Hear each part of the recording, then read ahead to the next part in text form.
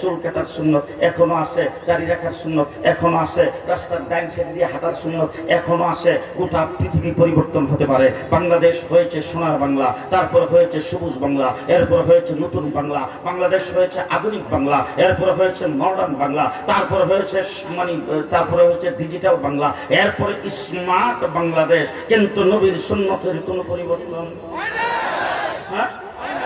আজকের থেকে 50-55 বছর আগে যখন মক্তবে পড়তাম, তখন কারি সাহেবরা আমাদেরকে শিক্ষা দিত, টাকটিতে যাওয়ার সময় সর্বপ্রথম বাম পাও দিয়া যাইতে হইবে। কোন জায়গায়?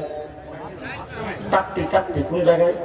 টাকটি। কিছুদিন পরে টাকটি হয়ে গেছে টয়লেট, এরপরে হয়ে গেছে ল্যাট্রিন, এরপরে হয়েছে বাথরুম, বর্তমানে ওয়াশরুম। এবার জিজ্ঞেস করতে চাই, টাকটিতে যখন যাইতাম কোন পাও? বাম পাও। ওয়াশরুমে বোধ হয় 2 পাও। কোন পাও? জি। আর এই টাকটি ল্যাট্রিনে পরিণত হোক, আর বাথরুমে পরিণত হোক, আর ওয়াশরুমে পরিণত হোক, নবীর সুন্নতের কোনো পরিবর্তন হয় নাই। তার 1 নম্বর কারণ হলো আমার রাসূল সাল্লাল্লাহু আলাইহি ওয়াসাল্লাম একমাত্র নবী যিনি আল্লাহকে সরাসরি দেখছেন। 1,24,000 নবী আল্লাহকে দেখতে। হযরত মূসা আলাইহিস সালাম বলছেন, রব্বি আরিনি, আল্লাহ তুমি দেখা দাও। আল্লাহ বলেন, লাম তারানি, পারবা না। তাহলে কোন নবী আল্লাহকে দেখতে পারে নাই। আমার নবী বোধ ঢাকায় বসে দেখছিল। কোথায়?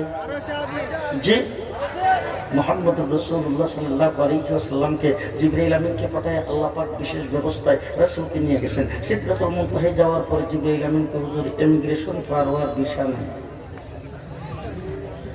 ভালো করে বুঝেন, সিদরাতুল মুনতাহা হলো ইমিগ্রেশন, বর্ডার। সেই বর্ডার পার হওয়ার ভিসা নাই। আল্লাহ নবী জিজ্ঞেস করেছেন, জিবরাইল তোমার ভিসা নাই তো আমার ভিসা? বলে, আপনার উইদাউট ভিসা।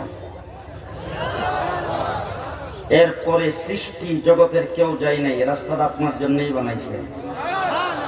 সিদরাতুল মুনতাহা পার হয়ে আমার নবী যাচ্ছেন, আল্লাহ নিজে রাহব।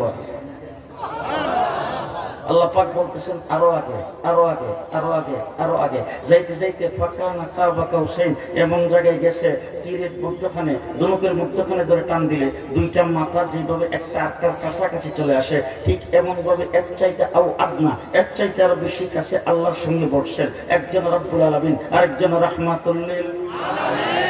ভালো করে বুঝেন, ভালো করে বুঝেন। একজন রব্বুল আলামিন, আরেকজন রাহমাতুল লিল আলামিন। আমার দেশে আমেরিকার প্রধানমন্ত্রী যদি আসে, আমেরিকার প্রেসিডেন্ট আসে, তাইলে আমার দেশের প্রধানমন্ত্রী যদি ভারতে যায়, ভারতের প্রধানমন্ত্রী যদি বাংলাদেশে আসে, তাইলে 2 মাস 3 মাস আগের থেকে পেপার পত্রিকা আসতে থাকে, ভারতের প্রধানমন্ত্রী বাংলাদেশে আগমন করবেন, বাংলাদেশের প্রধানমন্ত্রীর সাথে দ্বিপাক্ষিক বৈঠক হবে, বৈঠকের মধ্যে 8টা চুক্তি স্বাক্ষর হবে, ভারতের প্রধানমন্ত্রীর সাথে 83 জন প্রতিনিধি দলের সদস্য থাকবে, আমার বাংলাদেশের প্রধানমন্ত্রীর সাথে 133 জন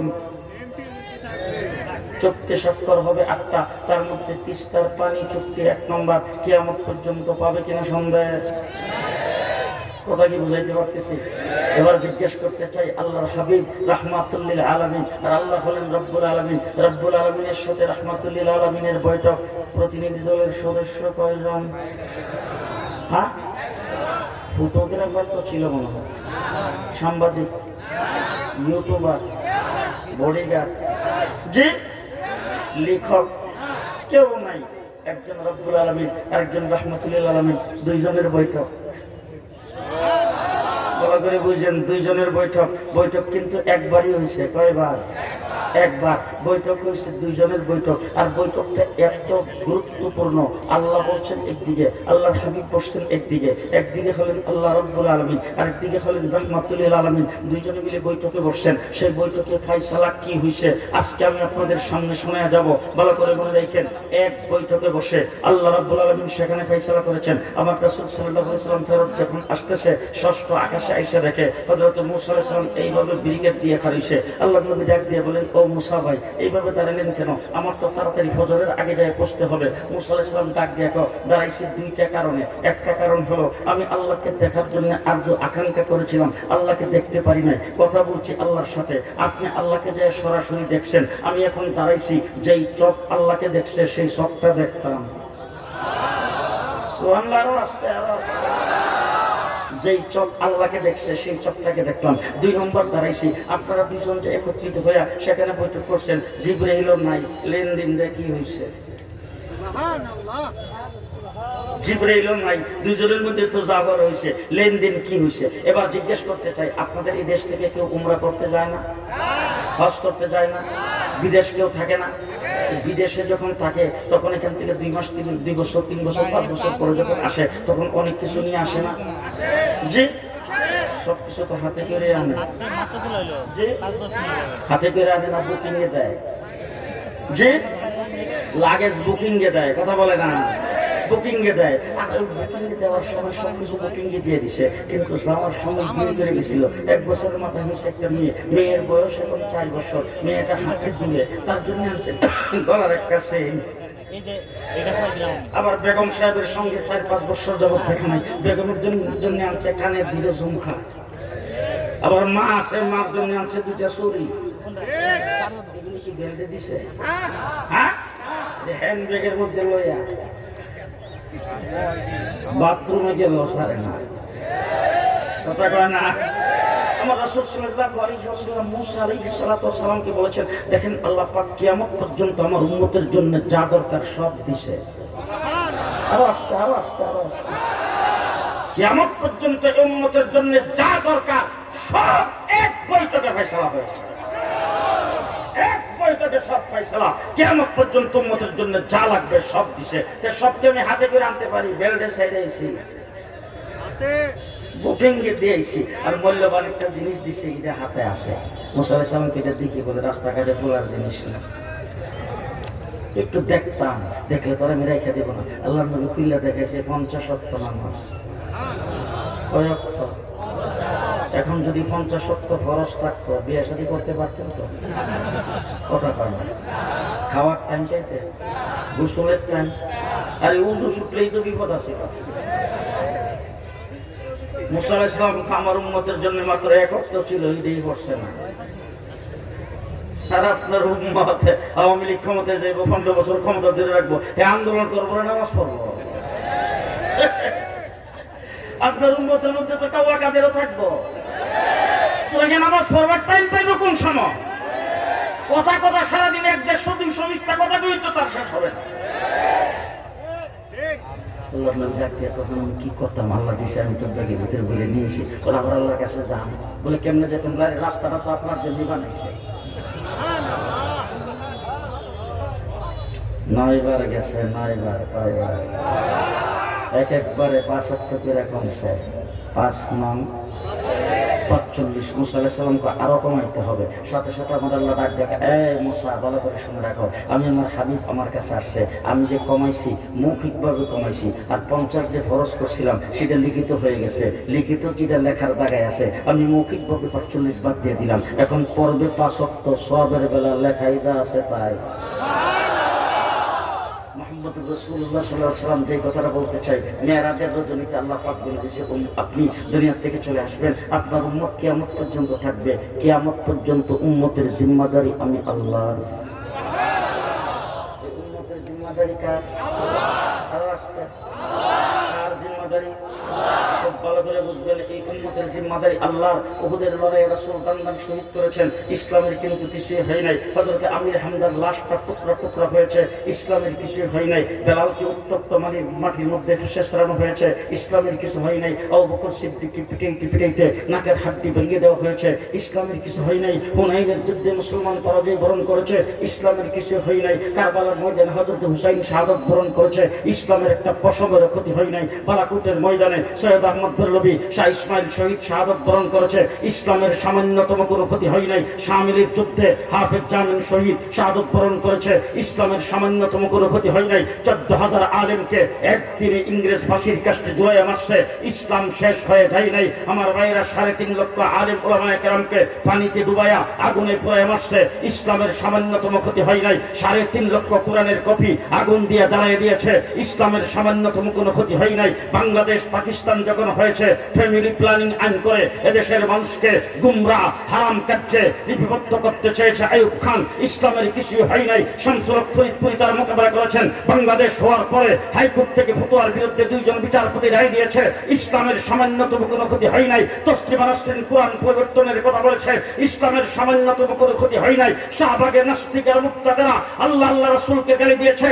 শাপলা চত্বরে আলেম ওলামায়ে কেরাম জীবন দিয়েছে, ইসলামের কিছু হয় নাই। 2021 সালে আমরা কারাবরণ করেছি, ইসলামের কিছু হয় নাই। 2024 সালে পাখির মতো গুলি করে ছাত্র জনতাকে হত্যা করেছে, ইসলামের কিছুই হয় নাই।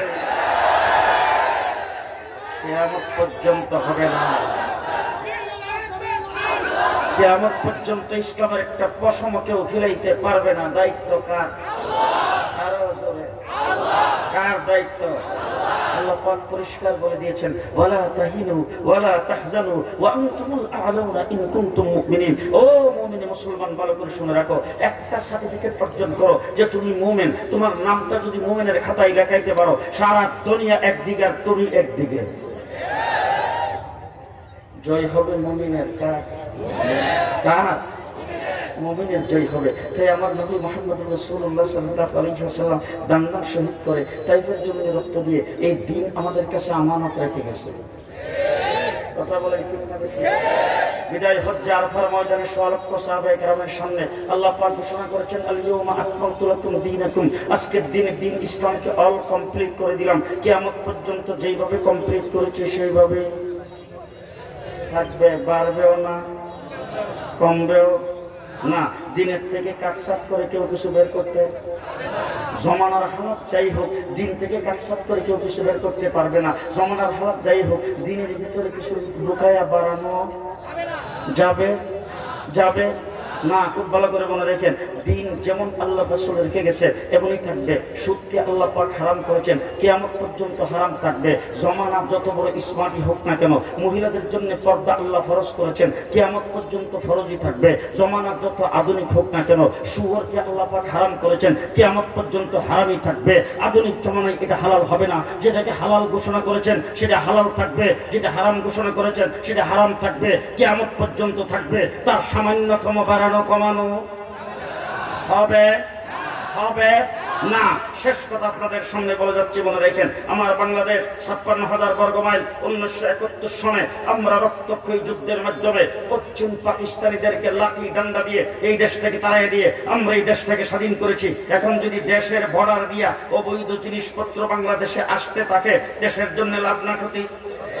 জোরে জোরে জোরে জোরে ক্ষতি। আবার যদি দেশের মূল্যবান জিনিসপত্র বর্ডার দিয়া যদি অবাধে যাইতে থাকে, দেশের জন্য লাভ না ক্ষতি? জি ক্ষতি। এই জন্য দেশের পাহারাদারের দরকার আছে না নাই? গণপ্রজাতন্ত্রী বাংলাদেশ সরকার দেশের পাহারাদার হিসাবে নিয়োগ দিয়েছেন, বর্ডার গার্ড নিয়োগ দিয়েছেন, আর্মি বেরিয়া তারপরে নিয়োগ দিয়েছেন, এই পুলিশ নিয়োগ দিয়েছেন, সেনাবাহিনী, নৌবাহিনী, বিমান বাহিনী, বিভিন্ন বাহিনীর মাধ্যমে দেশের ভিতরে যাতে কেউ ঢুকাইতে না পারে, দেশের ভিতর থেকে কিছু যাতে কেউ বাইর করতে না পারে, দেশটাকে অক্ষুণ্ণ রাখার জন্য, স্বাধীন সার্বভৌম দেশকে ঠিক রাখার জন্য বিভিন্ন বাহিনীর জন্ম দিয়েছেন। ঠিক আল্লাহ রাব্বুল আলামিন কিয়ামত পর্যন্ত কোন নবী আসবে না, আমার নবী দিন যেইভাবে রেখে গেছে সেইভাবেই থাকবে। দিন থেকে যাতে কাটছাট করে কেউ কিছু বের করতে না পারে, দিনের ভিতরে যাতে কেউ কিছু ঢুকাইতে না পারে, এই জন্য আল্লাহ তাবারক ওয়া তাআলা নবীর ওয়ারিস উলামায়ে কেরামকে দায়িত্ব দিয়েছেন। উলামায়ে কেরাম দ্বীনের পাহারাদার, দ্বীন ইসলামের দ্বীন ইসলামের উলামায়ে কেরাম, দ্বীন ইসলামের, আমরা দ্বীন ইসলামের পাহারাদার। কন্ট্রাক্টর না, কন্ট্রাক্টর না, আমরা কি? আমরা কি পাহারাদার? মনে থাকবে তো, মনে থাকবে তো? উলামায়ে কেরাম দ্বীন ইসলামের, দ্বীন ইসলামের পাহারাদার। সুতরাং আমরা যখন পাহারাদারি করব, আমাদের পাহারা আমরা দেবই। এখন সরকার কে ক্ষমতায় বসলো আর কে না বসলো সেটা আমাদের দেখার টাইম নেই। কে কোনখান থেকে ইসলামের বিরুদ্ধে কি বললো সেটা আমাদের দেখার টাইম নেই। কে বড় লোক, কে বড় শক্তিশালী ইসলামের বিরুদ্ধে করলো সেটা আমাদের দেখার টাইম নেই। আমার পাহারা আমি দেব জীবন যতদিন থাকে। ঠিক কিনা বলেন? ঠিক কিনা বলেন? আপনাদের এই বাজারে কি নাইট গার্ড আছে? আছে না? একটা বিরাট বড় বাজার, সেই বাজারের মধ্যে নাইট গার্ড থাকে মনে করেন 5 জন। কয়জন? 5 জন। বাজার কমিটি পরামর্শ করে তাদেরকে 5 জনের হাতে দিয়েছেন 5টা লাঠি। যে তারা রাত্রে 10টা-11টার পর থেকে সারা রাত্র বাজারে থাকে। এখন বলেন তারা কি একসাথে বসে আড্ডা মারে না সারা বাজারে ছড়ায় ছিটিয়ে থাকে? ছড়ায় ছিটিয়ে থাকে। সারা রাত্র কি দাঁড়ায় থাকে না মধ্যে মধ্যে বসেও?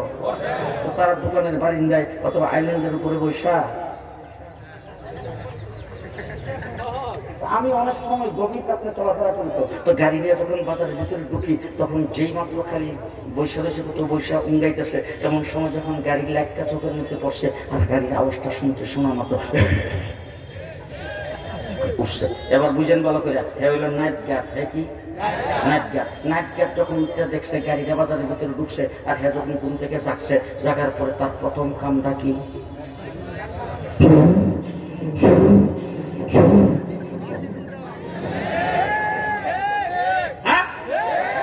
যেই বাসি ফু দিছে, বাকি যে 4 জন ছিল তারা কি ধরে বাগছে না? গাড়ির কাছে এসে গাড়ির চতুর্দিকে গেরাও। আমি ড্রাইভারে ডাক দেখে বেটা ভিতরে লাইটটা জ্বাল। যেই লাইটটা জ্বালাইছে আমার দেখা মাত্র সালাম দিয়ে হুজুর বাস করে এসে আমাদের জন্য দোয়া করে। এবার জিজ্ঞেস করতে চাই, আমার হলো প্রাইভেট কারের মধ্যে আমার খাদেমার ড্রাইভার আমরা 3 জন। আমি তো দেখতে শুনতো আমার একটা বুঝলেন নাই কারবা। এখন তাকে যদি আসে তাহলে আমার মতো প্রাইভেট কার না হায়েস, আমার মতো 3 জন না 12 জন, আমার মতো মেরেকটা না শক্তিশালী। এরপরে যখন গাড়ির লাইটটা দেখছে, দেখা মাত্র যখন বাসিটা ফু দিছে, বাকি 4-5 জন যখন এসে গাড়ির চতুর্দিকে ঘেরাও করছে, আমি তো ভিতরে লাইট জ্বালিয়ে সালাম দিছি, এরা সালাম দিছে, উত্তর দিছি। ডাকাইতে ভিতরে লাইট জ্বালে না, গ্লাসটা খুললে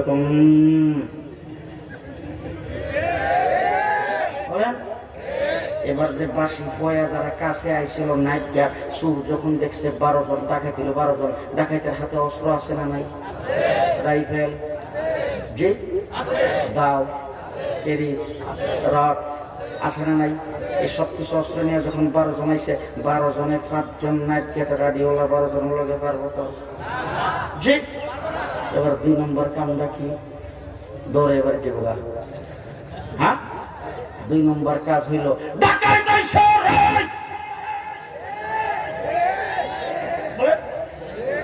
যে ডাকাইতাইছে রে কইয়া ডাক দিল।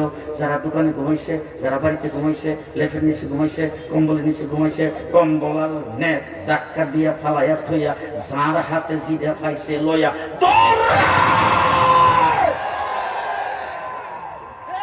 কথাটি বুঝাইতে পারলাম।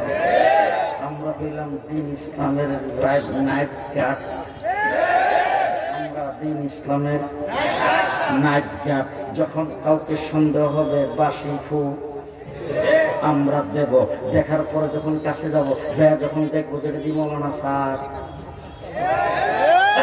কাছে যাওয়া, যখন যায় দেখবো এটা দিয়ে মৌলানা ইলিয়াস রহমতুল্লাহ তাবলীগের বিরোধী, এটা দিয়ে এনামুল হাসান সাহেবের তাবলীগের বিরোধী, এটা দিয়ে মৌলানা ইউসুফ সাহেবের তাবলীগের বিরোধী। হাই ইউসুফ সাহেব, এনামুল হাসান সাহেব, মৌলানা ইলিয়াস সাহেব যেই তাবলীগে গেছে এই তাবলীগের বিরোধী ইত্যাদি করে। এটা দিয়ে ফাজাইল আদালের পরিবর্তে একটা বই সাহেবে ফেলছে। এটা দিয়ে নবীদের সমালোচনা করে, এটা দিয়ে সাহাবায়ে কেরামের সমালোচনা করে, এটা দিয়ে উল্টাপাল্টা ফতোয়া দেয়, এটা দিয়ে উল্টাপাল্টা মশলা দেয়। এরকম যখন দেখবো তখন দেখা মাত্র 2 নম্বর ডাকটা আমরা দেব, ইসলামের জন্য ডাকাইতাইছে রে।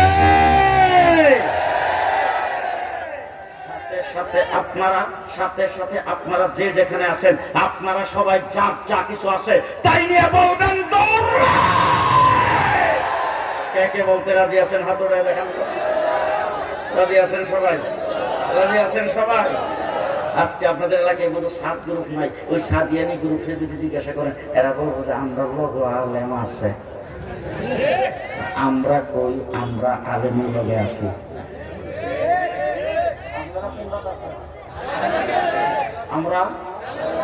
আমরা কেটা আলেমদের সাথে হাতে যে আলেমদের সাথে আসেন তো? খুব ভালো করে মনে রাখবেন, আল্লাহর নবী যখন দুনিয়াতে জীবিত ছিল, সাহাবায়ে কেরাম কোন সমস্যায় পড়লে আল্লাহর নবীর কাছে যাইত। নবী এখন দুনিয়াতে নাই, উম্মত যখন কোন সমস্যায় পড়বে আলেমের কাছে যাবে। যাবেন তো ইনশাআল্লাহ? আলেমদের সাথে আছেন তো সবাই? জি। দিন উলামায়ে কেরামের জিম্মা, দিন উলামায়ে কেরামের জিম্মা, দুনিয়া প্রশাসনের জিম্মা। ভালো করে মনে রেখেন। এখন দুই ভাই গন্ডগোল লাগছে সম্পত্তি লইয়া, মারামারি লাগছে, মারামারি লেগে এক ভাইয়ের হাত ভেঙে ফেলছে, আরেক ভাইয়ের পাও ভেঙে গেছে, দুজন যায় হাসপাতালে গেছে। ওই ভাইয়ের বউরা যায় কেস করছে, কেসটা কি করবে মসজিদের ইমাম সাহেবের কাছে, মাদ্রাসায়, মুফতি সাহেবের কাছে, কার কাছে? জি, এটা হলো দুনিয়া। দুনিয়ার জিম্মাদারি পুলিশ, দুনিয়ার জিম্মাদারি থানা, দুনিয়ার জিম্মাদারি কোর্ট কাছারি, তারা এটা দেখবে। এখন যদি রাগ করে একদিন বউর লগে রাত্রেবেলা রাগ করছে, রাগ করে সে আমাদের বাঙালির রাগ তো বউরে রাগ করে তুই ইমুকের জি তোরে দিলাম 1 তালাক, 2 তালাক, 3 তালাক, 5 তালাক, তোর ভাই বারাদর 14 গোষ্ঠী 14 তালাক। এবার জিজ্ঞেস করতে চাই, বউরে যখন তালাক দিয়ে দিল তখন তালাকের ফটো নিয়ে যাইব চেয়ারম্যানের কাছে, এমপি, থানার ওসি, সর্দার, কে? জি, আলেমের কাছে। কার কাছে? পরিষ্কার। আমি বুঝাইবার টাইম নাই, এই জন্য আপনাদেরকে বুঝাইতে পারলাম না। দুনিয়া তোমাদের জিম্মা, দিন আমাদের জিম্মা। দিনের ব্যাপারে